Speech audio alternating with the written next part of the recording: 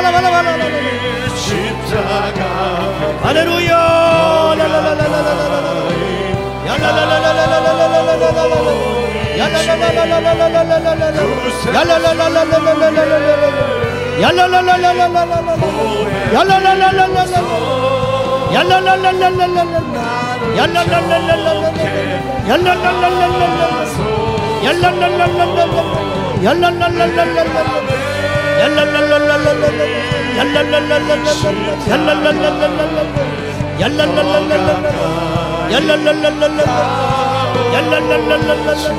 왕이신 하나님 아버지, 절대 누구되신 나의 하나님 아버지, 도와주시고 응답하시고 역사하여 주시옵소서.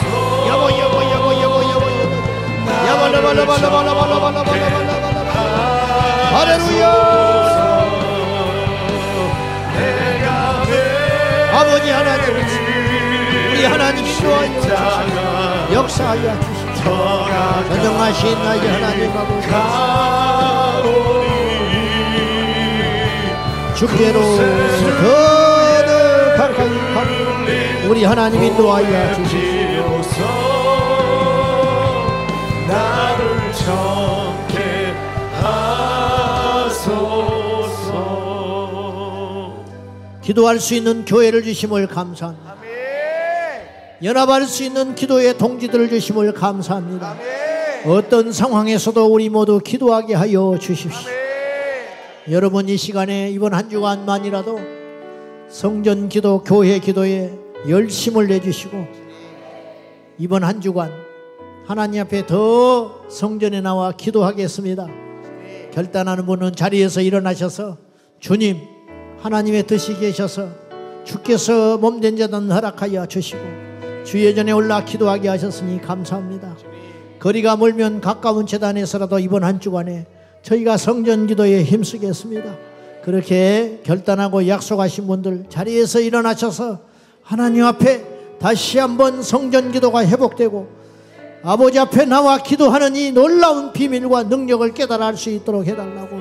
우리 하나님께서 이 비밀을 주셨으니 사랑하는 여러분, 주님 오시는 그날까지 어떤 상황과 어떤 환경 가운데서도 포기하지 말고 주의 전에서 기도하십시다. 기도하다가 하나님께로 갑시다. 기도하여 환난을 이깁시다. 기도하여 시련을 이깁시다. 기도하여 주의 음성을 들읍시다. 기도하여 하나님의 역사를 보십시다. 기도하여 능력을 받읍시다. 할렐루야. 다같이 연이어서 기도할 때, 나라와 민족을 위해서 기도할 때 주님, 우리나라를 기억하여 주십시오. 우리나라가 거룩한 나라, 정의로운 나라, 하나님의 법이 통치하는 나라가 되게 하여 주십시오. 현실은 녹록치 않으나 이 나라의 모든 주권자 되신 하나님 앞에, 참된 왕이신 하나님 앞에 기도하오니 주여 이 나라를 불쌍히 여겨 주셔서 세계 열강 가운데서도 무너지지 않는 나라가 되게 하여 주시고 이 나라가 거룩한 나라 되게 하여 주시고 정의로운 나라가 되게 하여 주시고 이 나라가 악한 법에 통치받지 않는 하나님의 나라가 되게 하여 달라고 믿습니까? 다같이 이 나라를 위하여, 우리 후대를 위하여 다같이 기도하겠습니다. 주여, 주여, 주여.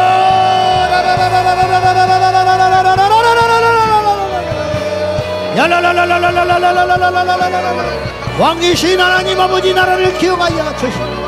왕이신 하나님이 나라를 통치하여 주십시오. 이 나라를 다스려 주십시오. 이 땅이 거룩한 나라가 되게 하여 주시오. 이 땅이 정의로운 나라가 되게 하시며 이 나라가 하나님의 법이 통치하는 나라가 되게 하여 주십시오. 악한 법에 휘둘리는 나라가 아니라, 더러운 나라가 아니라 아버지 앞에 끼어있는 나라가 되게 하여 주소서. 주여, 이 땅의 교회를 보존하시며 이 땅에 믿는 자들을 지켜주시며 이 땅의 후대, 우리 후대를 하나님이 보호하여 주셨소. 하나님이 보호하사 우리나라 만세되게 하여 주셔서 이 나라의 민족 5000년 역사 가운데 지키신 아버지, 앞으로도 주님 오시는 날까지 지켜 보호하여 주옵소서. 그리하실 줄로 믿습니다.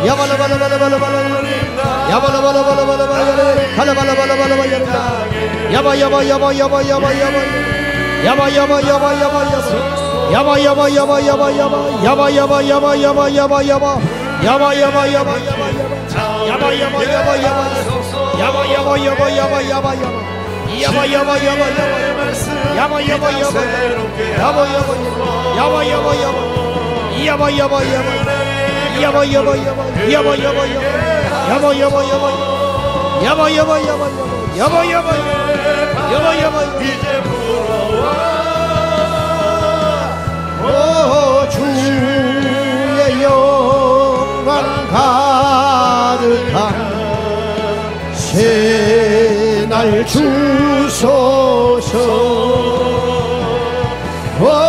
주님 나라 이 땅에 임하소서. 계속해서 기도할 때 올여름에 진행되는 한국교회 모든 행사들, 우리 교회 수련회, 한국교회 모든 수련회 성경학교 선교 일정이 있을 것입니다. 주여 이 땅의 교회를 회복시켜 주셔서 가는 곳곳마다 하는 사역마다 형식적인 사역, 죽은 사역이 아니라 습관에 따른 사역이 아니라 영혼을 살려내는 애통과 간절함과 생명 있는 사역 되게 하여 주시고, 인류에 수고하시는 주의 종들과 이 땅의 모든 교회학교 교사들과 전도자들에게 후방에서 기도하는 중보자들에 이르기까지 이 땅의 모든 교회가 깨어일어나 올여름에 영적으로 승리하게 하여 주십시오. 우리 교회의 교회학교가 불같이 일어나게 하여 주셔서 저물어가는 다음 세대들이 하나님을 알고 예수님 오시는 그날까지 이 땅에 생명의 그루터기가 되게 하여 주십시오. 우리 다음 세대들을 축복하며 두 손 들고 올여름 한국교회의 모든 사역 위에 기름 부어 주시옵소서. 가는 걸음마다 성령님 인도하여 주셔서 병든 자가 일어나게 하시고 귀신이 쫓겨나게 하시고 복음이 증거되게 하여 주시옵소서. 다같이 수고하시는 종들을 위하여 축복하며 기도하겠습니다. 주여, 주여, 주여. 우리 다음 세대들을 예수 이름으로 축복합니다. 하나님 도와주십시오. 한국교회 여러분 사역 가운데 임하여 주소서.